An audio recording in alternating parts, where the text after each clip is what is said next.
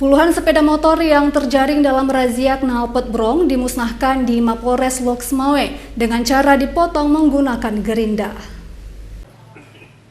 Sebanyak 34 pemilik sepeda motor yang ditangkap dalam razia knalpot brong terpaksa memusnahkan knalpot mereka menjadi 3 bagian di Mapolres Lok Sumawe.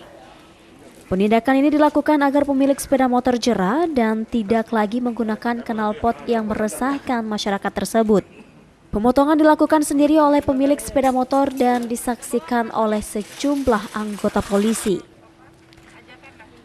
AKP Viva Febriana Sari, Kasat Lantas Polres Lok Sumawe mengatakan, para pemilik sepeda motor yang menggunakan knalpot tidak standar dapat dikenakan sanksi tilang selain knalpot dipotong.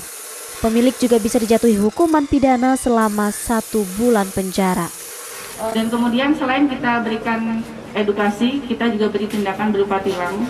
Ya, di sini bisa tilang ini dengan denda ataupun bisa juga dengan kurungan.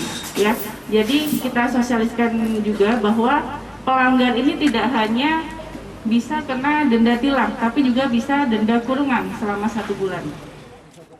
Kasat Lantas menghimbau masyarakat agar tidak menggunakan knalpot yang tidak standar atau knalpot brong karena mengganggu masyarakat lain karena suaranya yang bising. Dari Kota Lok Sumawe, Armia Jamil, iNews melaporkan.